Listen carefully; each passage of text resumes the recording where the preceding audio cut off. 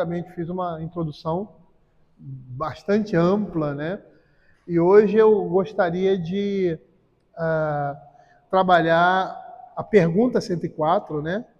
A gente viu a pergunta 103, qual é o primeiro mandamento. A gente viu que ele é a base de todos os outros, é o fundamento de todos os outros, né?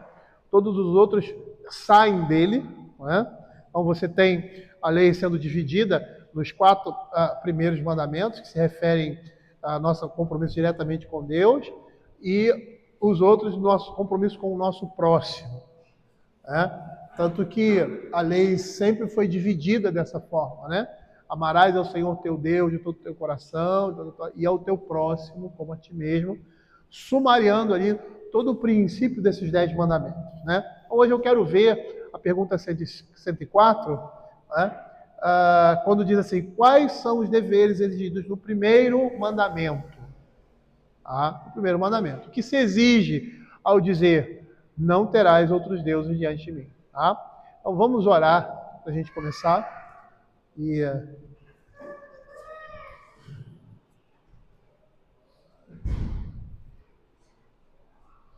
Vamos orar. Senhor, nós te agradecemos, ó Pai, por esse tempo, por mais esse momento de estudo, Senhor, da Tua Palavra. Que o Senhor esteja nos dando a compreensão correta do que esses mandamentos se referem e falam a respeito de nós, principalmente a respeito de Deus. É o que nós pedimos em nome de Jesus. Amém. Algumas pessoas pensam que esse resumo ele é algo moderno, algo novo, algo do Novo Testamento. Mas a gente vai ver que essas coisas, esse princípio está no Velho Testamento. Esse princípio que divide esses 10 mandamentos, né, nosso compromisso, da nossa responsabilidade diante de Deus e do nosso compromisso, da nossa realidade com o nosso próximo. E eles estão todos interligados, né? Tanto que Davi, quando ele peca, ele adultera, ele comete adultério, né? Ele diz assim, pequei contra ti somente. Isso não quer dizer que ele não tenha pecado contra as pessoas que estavam envolvidas, né? Mas o que ele está querendo dizer ali é que o pecado dele é contra Deus, né? É uma rebeldia, é uma rebelião, é uma atitude de transgressão por não fazer a vontade de Deus, né? Então ele peca contra Deus. Qualquer pecado que nós cometamos, né, pecamos primeiramente contra o próprio Deus. Então, o nosso catecismo maior diz assim, pergunta 104, quais são os deveres exigidos no primeiro mandamento? Os deveres exigidos no primeiro mandamento são conhecer e reconhecer Deus como o único e verdadeiro Deus e nosso Deus. 2, cultuá-lo e glorificá-lo como tal. Pensar e meditar nele, lembrarmos dele, altamente apreciá-lo, honrá-lo, adorá-lo, escolhê-lo, amá-lo, desejá-lo e temê-lo, crer nele, confiando, esperando, deleitando-se e regozijando-se nele, ter zelo por ele, invocá-lo, dando-lhe todo louvor e agradecimento, prestando-lhe toda a obediência e submissão do homem todo, ter o cuidado de o agradar em tudo e tristeza quando ele é ofendido em qualquer coisa e andar humildemente com ele. Então veja que a complexidade, a gente vai ver, assim, para e passo, né, o que isso significa. Então a gente vai percorrer alguns textos da Escritura, ver aqui, muitas vezes a nossa dificuldade ou o nosso problema em não entender os 10 mandamentos é que ele é uma expressão resumida. Até porque a Bíblia ela é uma revelação progressiva. E no decorrer da Escritura você vai ver esses mandamentos ou a quebra deles, ou a ordenança deles sendo desmiuçada. Então, quando ele diz não ter outros deuses, né, eu tenho a obrigação, se o meu Deus é o Deus Javé, né, é o Deus triuno, de conhecê-lo. De conhecê-lo. Então, eu não sei se a pergunta... ele vai falar isso de uma outra forma. Eu estava lendo, acho que um texto de... como é que é o nome dele?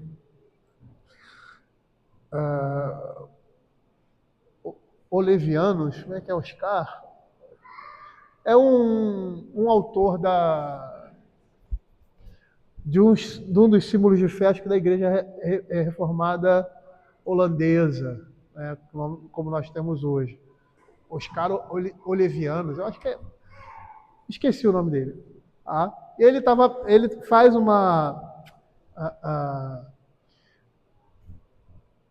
um estudo sobre esses 10 mandamentos, né? E é interessante como ele coloca, porque ele coloca assim, né? O primeiro, qual é o dever exigido no primeiro mandamento? Ele vai falar, o dever exigido no primeiro é conhecer a Deus. Então nós temos uma obrigação de conhecer a Deus. Aí o contrário disso é o desconhecimento dele. Aí ele cita várias coisas que representam esse desconhecimento, a falta de disposição em conhecer a Deus e outras coisas mais relacionadas. A nossa ignorância com relação a Ele. Tudo isso é quebra do primeiro mandamento. Nós não vamos falar sobre isso agora, né? A pergunta 105, ele vai colocar o ateísmo, né? A omissão, a negligência de qualquer coisa devida ou exigida a ele. Mas ele é bem objetivo, porque ele aponta a nossa obrigação relativa a esse mandamento é conhecê-lo. O oposto a isso é o desconhecimento, a nossa ignorância. Nós criarmos, vamos dizer assim, coisas a respeito de Deus que não caracterizam como a Escritura. Então, nós temos um entendimento a respeito de Deus, né? Às vezes a pessoa, não, eu acho que Deus para mim é assim. Isso é quebra do primeiro mandamento. E nós, como aqueles que, por termos o Senhor como nosso único Deus, nós temos a obrigação de conhecê-lo. Ou seja, de conhecer a sua palavra, de conhecer a sua revelação nas Sagradas Escrituras. Quando nós nos furtamos disso, nós estamos quebrando esse primeiro mandamento, que é de não ter outros deuses além de nós. Aí você vai pensar, poxa, o meu entendimento, não ter outros deuses, eu estou adorando uma outra pessoa. Não, eu estou deixando de conhecer a Deus. Ao deixar de conhecer a Deus, eu estou pecando contra esse mandamento. Então vamos lá. Deveres exigidos pelo mandamento: conhecer, reconhecer Deus como o único verdadeiro Deus e nosso Deus, cultuá-lo e glorificá-lo como tal. Então eu vou pedir para os irmãos abrirem alguns textos, para que nós possamos até ter um pouco mais de dinamismo. Eu gostaria que, assim, algum irmão abrisse em 1 Crônicas 28, 9. Um segundo, Deuteronômio 26, 17. E um terceiro, Isaías 43, 10.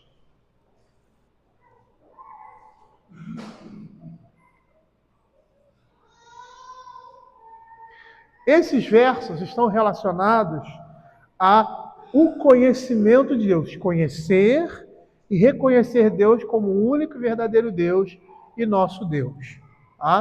Então, essa é a primeira obrigação e responsabilidade que nós temos quando nós obedecemos esse mandamento. Não terás outros deuses diante de mim. Ou seja, o nosso culto, a nossa adoração é ao único Deus, o Deus revelado nas Sagradas Escrituras. Então, alguém pode ler 1 Crônicas 28, 9? Deixa minha filha ler, viu? Coitadinha. Tu, meu filho Salomão, conhece Deus teu Pai e serve de coração limpo e alma voluntária, porque o Senhor esquadrinha todos os corações e penetra todos os desígnios do pensamento. Se o buscares, ele deixará achar-se por ti. Se o deixares, ele te rejeitará para sempre. Veja que há um imperativo aí. Esse imperativo é uma ordem. Então, a palavra de Deus está dizendo, né, para Salomão ali, né, conhece o Deus de teu pai, serve-o de coração. Tá? Então, é uma obrigação nossa, se nós dizemos assim, eu creio somente no Deus da Bíblia, né? Eu não tenho outro Deus além dele. Essa nossa fala só vai ser corroborada com a verdade quando nós temos essa pesquisa a respeito de Deus na sua revelação. Quando a nossa preocupação e a nossa atitude é conhecê-lo para poder servi-lo, conhecê-lo plenamente. Esse plenamente entendam como ele é revelado nas Sagradas Escrituras. Então, se nós somos aqueles que temos um só Deus, o pacto que Deus fez conosco, nós precisamos conhecer a Deus. Outro texto, Deuteronômio 26, 17. Hoje te fizeste, Senhor, declarar que será por Deus, andarás nos seus caminhos, e guardarás os seus estatutos, o Senhor guardará os seus filhos, e darás a sua vida. Então, fica muito claro aqui, dentro desse escopo, né, de conhecer a Deus. Guardarás os seus estatutos, os seus mandamentos, ou seja, ele fala em guardar, né? Mas o que está implícito aqui é esse conhecimento. Eu vou guardar alguma coisa que eu conheço. Eu vou guardar porque esse conhecimento está vindo a mim. A palavra de Deus está sendo trazida, eu estou ouvindo, eu estou tendo conhecimento dela. Então, isso é um ponto principal. E perceba que esse é o primeiro o primeiro dever nosso com relação a esse mandamento. Conhecê-lo para cultuá-lo. Né? Gaspar Olivianos, lembrei. Gaspar Olivianos. E ele, quando fala sobre quando fala sobre esse mandamento, aí ele fala, né? Conhecimento. Aí ele coloca do outro lado, né? Ou seja, a indisposição, a falta de conhecer a Deus, a ignorância com relação a Deus, é quebra desse mandamento. Então, quando nós somos ignorantes, né? É lógico que nós não conhecemos tudo a respeito de Deus. Mas a ideia aqui é daquela pessoa que não busca conhecer a Deus nas Sagradas Escrituras, onde ele se revela. Ou seja, o crente, para dizer que tem obedecido esse primeiro mandamento, ele tem que ser um ávido, um homem que tem desejo pela palavra de Deus e em conhecer essa palavra. O próximo, Isaías 43, verso 10.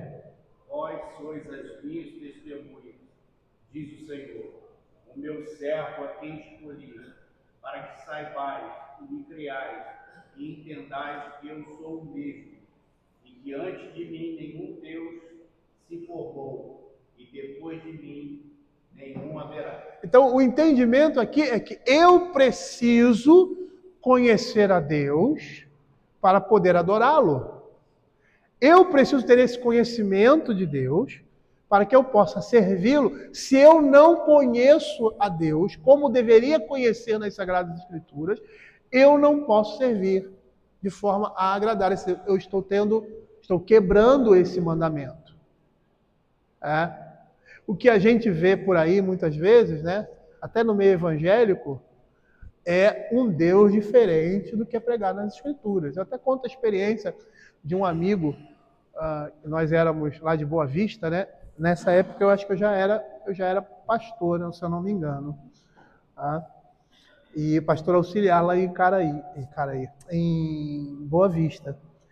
E ele veio de uma outra denominação pentecostal. E aí, todas as quartas-feiras tinha aquele culto e tal, onde o Alfredo dava doutrina, né? Então ele passava alguns estudos doutrinários, expunha alguns livros e tal. E aí, na nossa conversa, ele às vezes vinha, às vezes não vinha. E aí, ele era meio tímido, né? E aí, numa conversa com ele, e tal, eu falei... Aí conversando, e aí, o que você acha? Como é que estão as coisas e tal, né? Da igreja e tal, ele estava chegando, né? E aí, na nossa conversa, ele falou assim, cara, o Deus que vocês adoram aqui não é o mesmo Deus que a gente adorava lá. E uma denominação, não vou dizer denominação, mas uma denominação evangélica, irmã nossa. A irmã pentecostal, irmã nossa. Aí ele dizia, o Deus que vocês adoram aqui é completamente diferente do Deus que adoramos lá. Essa igreja está quebrando esse mandamento. Porque está deixando de conhecer a Deus como Ele realmente é. Nas Sagradas Escrituras. Eles estão pregando e cultuando um Deus que não é o Deus da Bíblia. E provavelmente nem sabem disso. Aí ele diz assim, reconhecer Deus como o único verdadeiro Deus, o nosso Deus, cultuá-lo e glorificá-lo como tal. Então o conhecimento de Deus a respeito dele vai fazer com que possamos cultuá-lo e glorificá-lo como ele deve ser glorificado e deve ser louvado. Tem uma passagem na Escritura de Nadab e Abiú, que desce fogo estranho do céu. E existem muitas teorias e tal, a respeito disso, que eles vão oficiar lá, e diz que ele ofereceu fogo estranho. Um bom comentário a respeito disso diz que eles deveriam saber que houve antes há uma manifestação divina anteriormente, que eles fazem o altar e cai fogo do céu e consome o altar, e aquela chama não podia ser apagada. Então eles deveriam saber que todo sacrifício que se levasse com fogo deveria ser usado o fogo do altar, o fogo que desceu do céu. Mas eles trazem fogo estranho. Ou seja, eles pegam o fogo para o sacrifício, não do altar. E aí eles são mortos. E aí esse comentarista, acho que é Jeremiah Burroughs, ele vai dizer assim, eles deveriam saber que o fogo que deveria ser usado era esse fogo santo, esse fogo que desceu do céu. Ele não poderia ser apagado. Ele ficava consumindo o tempo todo, e essa era uma das responsabilidades do sacerdote, deixar que aquele fogo continuasse. Então, percebam que a falta de entendimento deles a respeito de Deus, eu vou oferecer um sacrifício com fogo. Eu tenho fogo que vem do Senhor, eu vou oferecer um outro fogo? Eu tenho que pegar aquele sacrifício. Quem que ordenou o sacrifício? Quem providenciou o fogo? Foi Deus. Então eu vou. Então eles deveriam ter entendido, e não entenderam. A ignorância deles, a cegueira deles com relação a isso, causou a sua vida. E por quê? Porque eles estavam cultuando a Deus da forma indevida. Vejam como isso é sério. Veja como isso é sério. Essas passagens no Velho Testamento, elas servem como instrumentos para nós. É uma dispensação diferente, onde a Escritura está se revelando, então você percebe, está sendo trazido, você percebe coisas sobrenaturais acontecendo ali de forma muito visível. Hoje, essas coisas, nem todas elas, mas algumas delas não funcionam, não funcionam, não acontecem mais, a gente sabe disso, mas Deus continua fazendo milagre aí, e a gente não vê, mas Ele continua atuando, mas não pela mão dos homens agora. Agora Ele atua por meio da oração, por meio da sua própria vontade. Não depende da nossa oração, pura e simplesmente Deus operar. Ele quer que a gente participe dessa operação, por meio da oração. Mas então, eles deveriam perceber isso, para que eles pudessem cultuar de forma apropriada. Imagine um altar santo, o altar de Deus, que você vê lá no Velho Testamento, na progressividade do Velho Testamento, a representação ali do tabernáculo divino, onde uma pessoa que não fosse sacerdote não poderia entrar, porque se entrar morria. Aí você vai e oferece um outro fogo, um fogo que ele não providenciou, como ele diz que ele não mandou. E o que há? Eles são fulminados. Hoje você vê profanações no culto, as pessoas não são fulminadas, é pela misericórdia de Deus, por simplesmente. Veja usar a mesma coisa. Tocou ali na arca, não podia ser tocada, não podia ser carregada daquele jeito. E o ápice ali vamos dizer assim, do desconhecimento a respeito do culto em relação a Deus levou aquele homem a tocar na arca. Quando tocou, ele morre. Você vê a seriedade. A gente não pode encarar a misericórdia, a maneira como Deus está trabalhando essa dispensação e diminuir aquilo que Ele já mostrou que é santo e que Ele que Ele é o guardião dessas coisas. Então isso é muito importante. Aí diz assim, glorificá-lo como tal, pensar e meditar nele, lembrar-nos dele, altamente apreciá-lo, honrá-lo e adorá-lo. Perceba que o resumo desses 4 mandamentos, os 4 primeiros, é amar a Deus sobre todas as coisas. Então, a primeira coisa é conhecer. Conhecer o único e verdadeiro Deus. E qual é o propósito desse conhecimento? Cultuá-lo, glorificá-lo como tal, pensar e meditar nele, lembrarmos dele, altamente apreciá-lo, honrá-lo, adorá-lo, escolhê-lo, amá-lo, desejá-lo e temê-lo.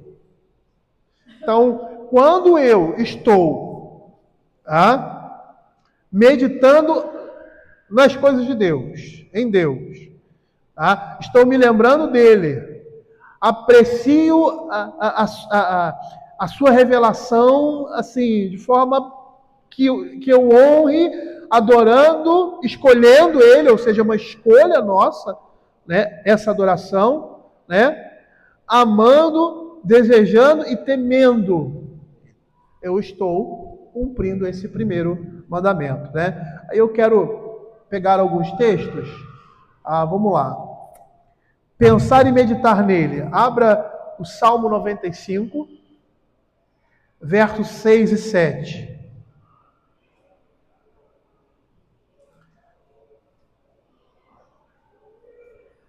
E outro, Mateus 29, verso 2. Deixa eu aqui.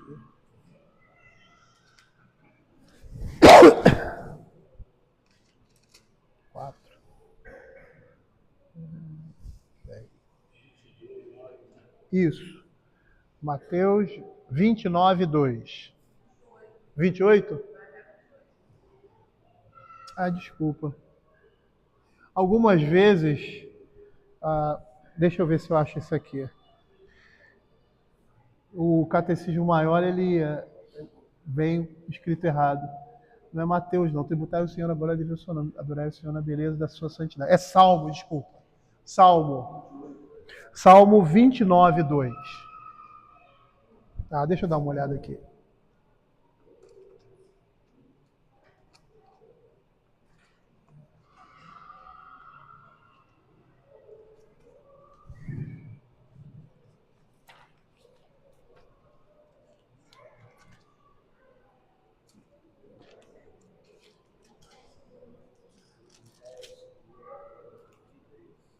Salmo 29. Isso. Salmo 29, 2. Eu fiz a correção aqui, mas eu não... É que eu estou usando o meu Catecismo Maior com as escolas. E às vezes o que acontece? É porque esse aqui, ele vem, vamos dizer assim, mais esmiuçado. O do Johannes, ele é melhor do que esse porque vem com os comentários, Aí eu fui lá direto para ele e não vi que eu escrevi aqui embaixo. Porque o texto desse Catecismo Maior aqui, ele é mais abrangente. Ali ele dá um resumo, entendeu? Dá uma enxugada em algumas coisas. Então, vamos lá. Salmo 95, 6 e 7. Pode ler. Adoremos e cantemos, ajoelhemos diante do Senhor que nos criou. Ele é o nosso Deus e nós, povo do seu Pai, e ovelhas de sua mão. Esse é um dos textos que eu uso para adoração, comunitária, né? Para início da liturgia. Por quê? Porque toda vez que o Senhor chama o seu povo a cultuá-lo, né? E, como diz assim, glorificá-lo como tal, o primeiro entendimento é que isso se faz no culto a Deus. Tá? Porque isso é entendimento meu, tá? Não isso que eu vou falar, mas o que eu vou falar agora. Por quê? Porque é uma adoração objetiva. É um culto, uma glorificação objetiva. Porque eu estou declarando, eu estou falando, eu estou proferindo. Por que eu estou fazendo essa diferença?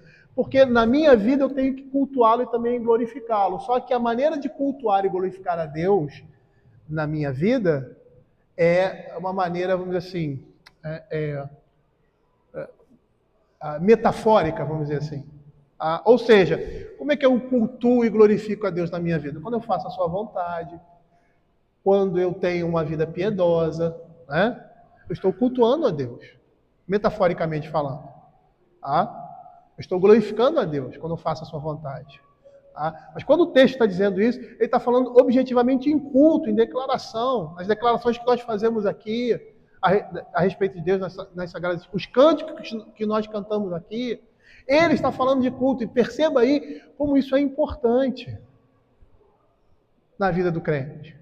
Como o dia do Senhor, que é um dia para isso.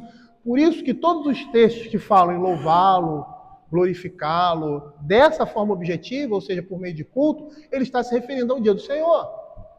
Então, o que eu estou querendo dizer? Eu estou querendo dizer o seguinte: quando a gente peca, às vezes, quebra um mandamento, a gente está quebrando outros. Quando eu deixo de vir ao culto, quando eu deixo de cultuar a Deus, eu estou quebrando esse primeiro mandamento e o quarto. Porque naquele dia, que é um dia devido, eu deveria estar ali cultuando, eu estou fazendo uma outra coisa. Então eu estou dizendo que eu não tenho Deus como único Deus. É simples assim. Pode ser que a gente não tenha essa noção, mas é assim que funciona. É assim que a Escritura e Deus nos vê. Por quê? Porque nós estamos dando mais importância a uma coisa que a outra. Falando hoje, por exemplo, eu estava até conversando com o Rodrigo foi lá em casa, eu falei, cara, não vou nem brincar com o pessoal da igreja com relação ao jogo de futebol. Vamos mudar o culto, não vai ter culto não. Assim, não, assim, falei, cara, não vou nem brincar com isso. Por quê? Porque é o que a gente está vendo aí. Igrejas mudando horário por causa do jogo. Igrejas trazendo o jogo para dentro da igreja, para a comunidade ver. Eu estou quebrando o dia do Senhor e estou quebrando esse primeiro mandamento. Assim, de vista, claramente. Por quê? Porque eu estou dizendo que tem outro Deus na minha vida. Ou que esse Deus não é um Deus que eu prezo altamente e honro e adoro ele altamente. Por quê? Porque eu estou mudando um horário de culto, ou estou mudando por causa disso. Então, isso é mais importante do que o culto. Isso precisa da minha honra e da minha presença mais do que no culto público. Então veja como isso é sério. Veja como isso é sério. Veja como isso é sério. E você vê, cara, você quer falar alguma coisa? E você vê igrejas aí, igrejas consideradas, vamos dizer assim, confessionais fazendo isso. Eles estão quebrando o primeiro mandamento. E o quarto também. Não é porque é na igreja, porque esse dia não é dia de entretenimento. Eu não vou trocar o dia do Senhor, um momento de culto, com uma outra coisa, ou preenchê-lo com outra coisa. Fala, Fernando, você fala alto. Interessante essa relação do nome do Senhor com o dia do Senhor, né? Interessante essa relação. Acho que um dos textos. Fala mais alto.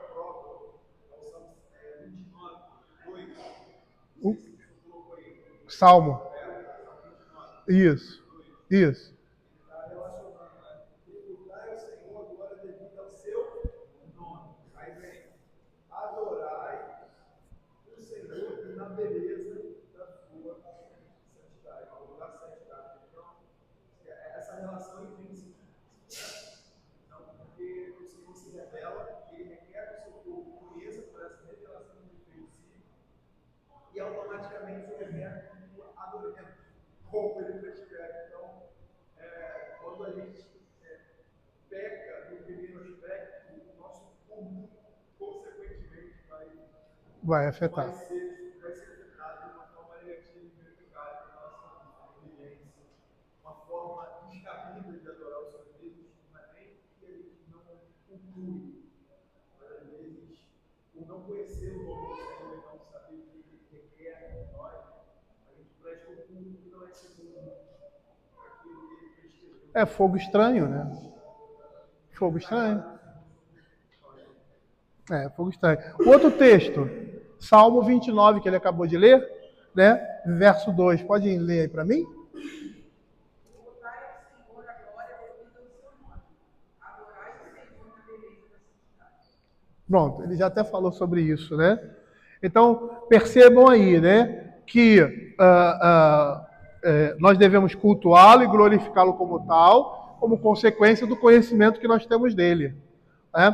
Tem um texto aqui que não está, em Mateus capítulo 4, verso 10. É 10? Deixa eu ver. Não é 10, não.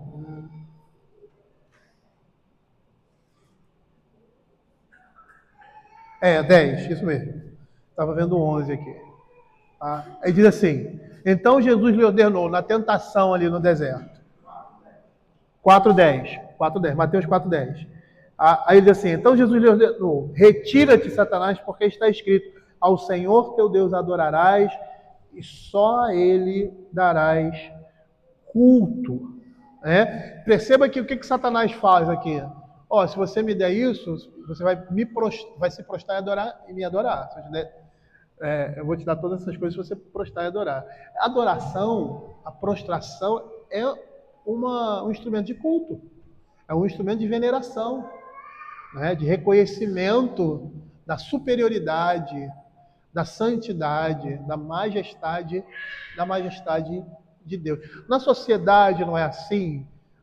Não existe aquele protocolo, por exemplo, né, de geralmente oficial entre questão de política, consulado e outras coisas mais, né? Como você recebe uma autoridade. Por quê? Por que existe esse protocolo? Porque aquela função que aquela pessoa exerce exige isso. Exige esse protocolo para receber ou para lidar com aquela pessoa. Por quê? Porque ela está em alto escalão, né? Ela está numa situação em que você deve honrá-la. E como é que é a honra para um chefe de Estado, para um governador, para um prefeito, né? Para uma autoridade?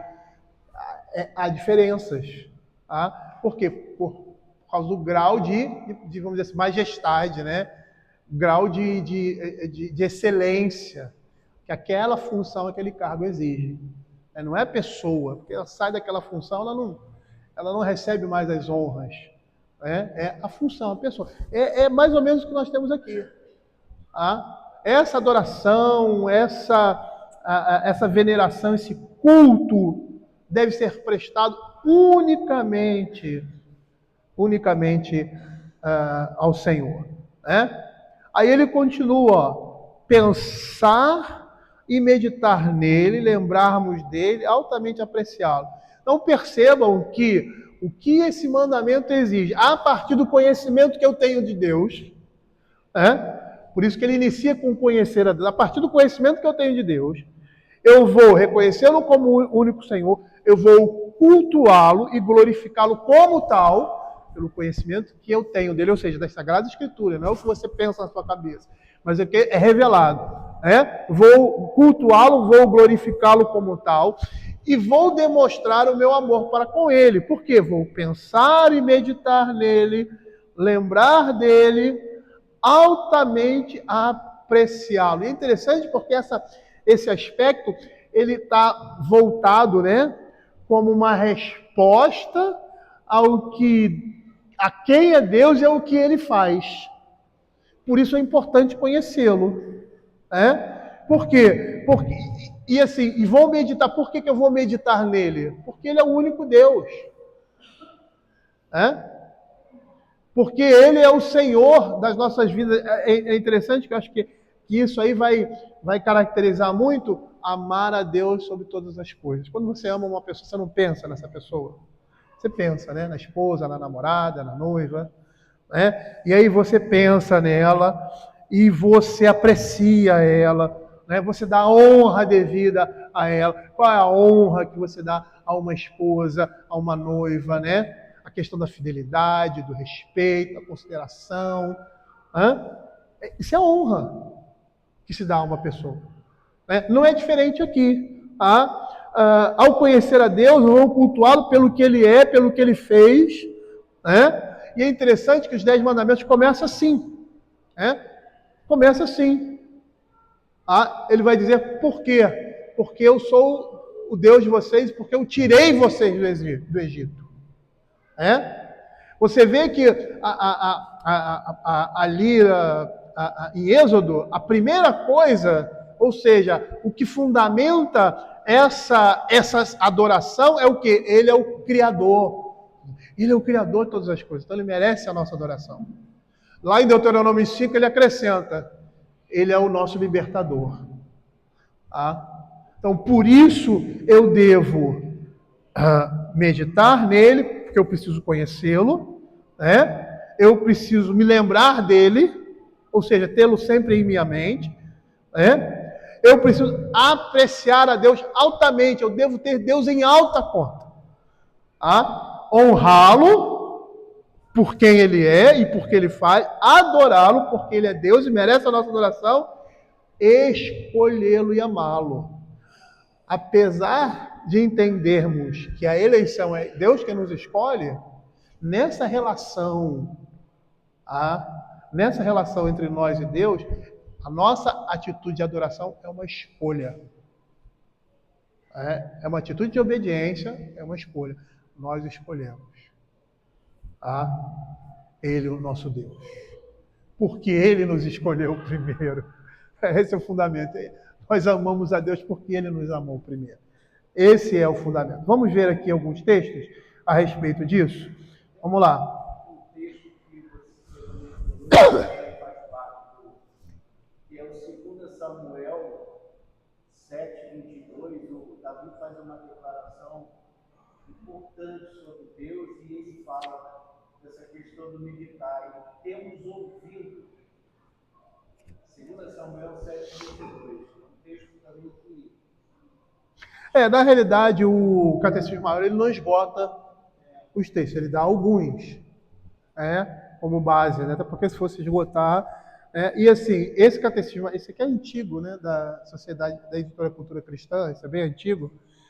Não sei nem se ele vem hoje em dia com a mesma redação, porque às vezes as redações, elas de edições e de traduções diferentes, uma vem mais resumida, outra vem mais... mas assim, não vai apresentar todos, né? Vai apresentar alguns, que vão servir como base para aquilo que eles estão afirmando. E às vezes, eu estou com os dois aqui, por quê? Porque às vezes aparece aqui e não aparece aqui, ou aparece aqui um texto, como o Alexandre colocou ali, e não aparece no outro. Então são vários textos que mostram na Escritura essa mesma realidade. Então vamos lá. Meditar, pensar e meditar nele, né? Não tem o Salmo 1 aqui. O Salmo 1, o capítulo vai falar sobre isso, né? Medita na sua lei dia e noite.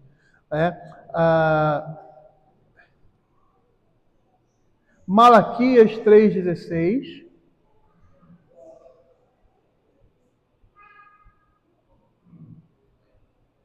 Aí nós temos Salmo 63:5. 63:6, desculpa. e Eclesiastes 12:1. Então vai dizer assim, pensar e meditar nele, lembrar-nos dele e altamente apreciá-lo. Tá? Salmo 18, 1 e 2. Esse eu posso ler. Tá?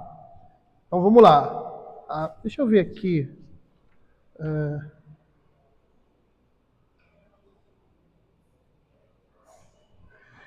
Vamos lá. Malaquias 3,16.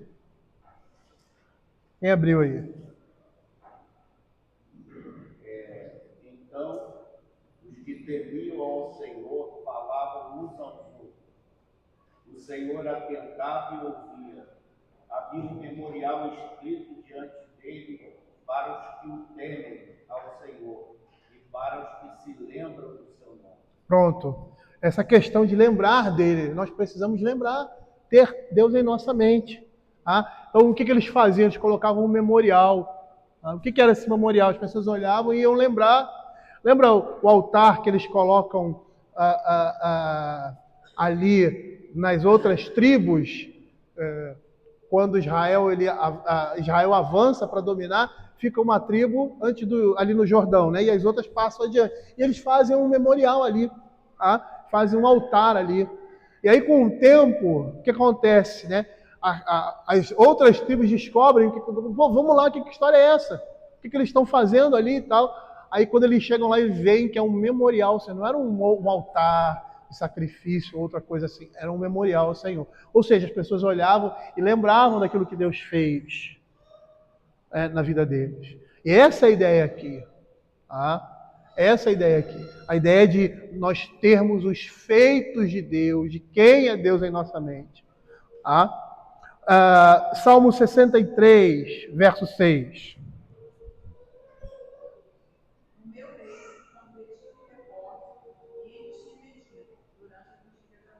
Então veja o salmista aí dizendo em meditar, né? É pensar e meditar nele. Isso está relacionado ao sentimento que nós devemos ter diante de Deus, porque Deus é o nosso Deus. Imagine, vou usar a expressão, você é casado. Você é casado, você tem compromissos com a sua esposa, aí você esquece que você é casado. Vamos dizer, como acontece nesses filmes, né? Você bateu a cabeça, o cara esquece que é casado. Né? Ele estava sem aliança, sei lá, ele esquece que é casado. Aí ele cai lá de paraquedas, vai para o hospital, estou criando uma história, né? Vai para o hospital, aí ele sai do hospital e tal, ele não sabe quem é, né? Não sabe que tem família, não sabe que tem uma esposa, ele vai viver a vida dele e se casa de novo. E por que ele se casou? Por que ele vive daquela... Porque ele não se lembra das coisas passadas. Porque se ele se lembrasse das coisas passadas, ele voltaria para casa.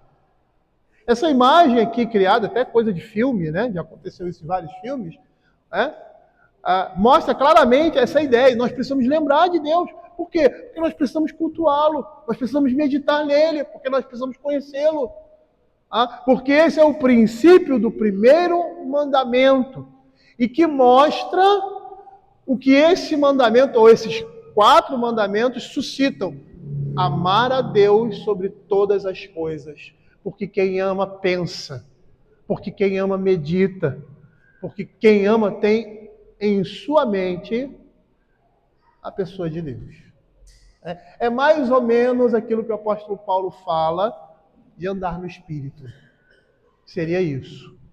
A meditar e pensar em Deus. E o último, Eclesiastes capítulo 12, verso 1. Esse vai ser o último texto, a gente vai encerrar. Lembra-te do teu Criador nos dias da tua mocidade, antes que venham os maus dias, e cheguem os anos dos quais dirás, não tenho neles prazer. Agora, por que o escritor aí, Salomão, fala para o jovem lembrar de Deus? E esse texto é interessante, né? Porque antes, o capítulo anterior, ele vai dizer que o jovem ele deve se recrear com as coisas boas da vida, sem esquecer quem é Deus. Por quê? Por que ele diz? Lembra-te do teu Criador nos dias da tua mocidade.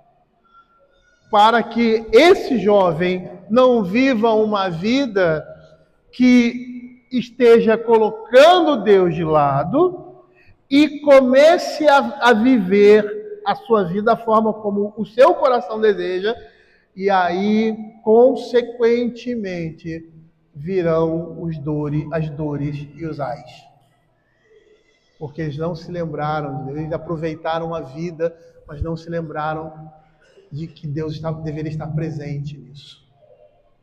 Nas suas recreações, nas suas motivações, nos seus desejos, Deus deveria estar presente. Tá? Por isso a lembrança, por isso o conhecimento, né? Para darmos valor, o valor que lhe é devido. E o último, diz assim, Salmo 18, 1 e 2, eu vou ler. Eu te amo, ó Senhor, força minha. Amá-lo e desejá-lo, né? O Senhor é a minha força, a minha cidadela, o meu libertador, o meu Deus, o meu rochedo, em quem me refugio, o meu esforço, a força da minha salvação, o meu baluarte. O Johannes, só para encerrar, ele faz uns comentários a respeito desses tópicos, né? E explicando, assim, esmiuçando mais ou menos, assim, com mais clareza, vamos dizer assim, esses textos e o que eles representam naquilo que eles dizem, né? Aí diz assim, o que significa amar o Senhor? Nosso Deus, todo o nosso coração, alma, forças e entendimento. Isso significa não uma mera atitude emocional para com Deus, mas uma prática devocional total que nos leva a honrá-lo, a obedecê-lo em cada elemento, esfera e relacionamento da nossa vida. Percebam que isso está relacionado ao primeiro mandamento.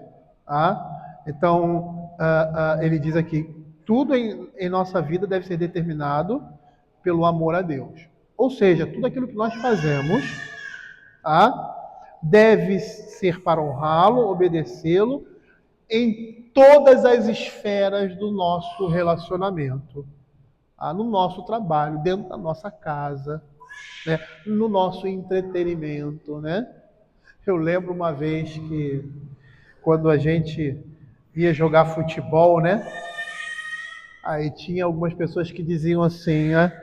Olha, na hora do futebol a gente esquece que é crente. Eu me rio, porque ele sabe disso, né? Não, a gente não pode esquecer que a gente é crente. Mas a gente tem que lembrar que a gente é crente, principalmente nessa hora. Lembrar. Então, a gente não pode fazer nada destituído. E tudo que a gente faz na nossa vida deve ter a nossa mente quem é Deus. Tá? Tudo em nossa vida deve ser determinado pelo nosso amor a Deus. Por isso, não há nada na nossa vida que esteja separado da nossa religião. Não podemos traçar uma fronteira e deixar de fora qualquer esfera ou área da nossa vida e dizer que ali não conta o nosso relacionamento com Deus. Às vezes a gente não faz isso assim, deliberadamente, mas às vezes a gente esquece dessa realidade. É como se você às vezes tirasse a capa de um cristão e colocasse ali do motorista de ônibus, do professor, né? do militar, né? Não.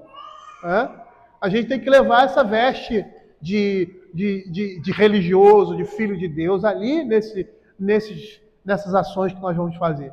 A nossa fé deve ser representada por meio do nosso comportamento, da fidelidade, do compromisso que a gente tem no nosso dia a dia. Tudo que fazemos, devemos fazer para a glória de Deus. Quem acha que pode levar a sua vida profissional, política ou social sem Deus é ímpio nesse âmbito. O professor que acha que o seu relacionamento com Deus não afeta o seu ensinamento de química ou a sua interpretação da história da Europa está sendo ímpio nesse âmbito. Veja como a nossa sociedade ela conduz nós dessa forma.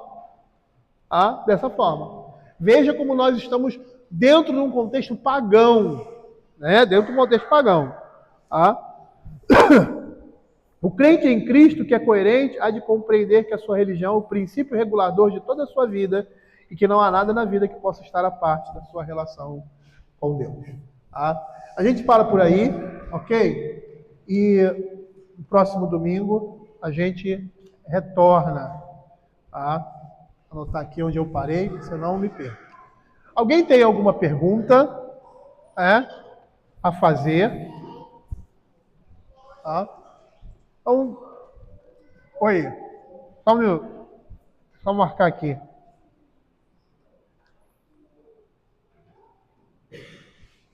Fala.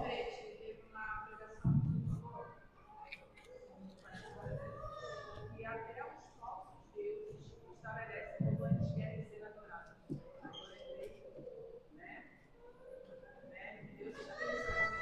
Essa vai ser a segunda parte, porque o primeiro mandamento fala sobre o nosso objeto, a gente pode dizer assim, de culto, que é Deus. O segundo mandamento é como nós devemos adorar a Deus. Essa é a segunda parte. Eu vou citar isso quando eu falar sobre isso. Tá? Vamos orar para a gente terminar. Vou pedir para o Fernando orar para a gente. Senhor, te agradecemos, Pai, pelo cuidado dessa igreja, dando-nos instruções, Pai, proveitosas para a nossa vida, para a nossa alma. Senhor, continue fortalecendo o povo, contribuindo e crescendo. Leva-nos mais para a nossa parte agora, não mais possamos ficar novamente reunidos, cultuando o Senhor nesse dia. Te agradecemos por tudo, Pai, em nome de Jesus. Amém. Queridos, até de noite, viu?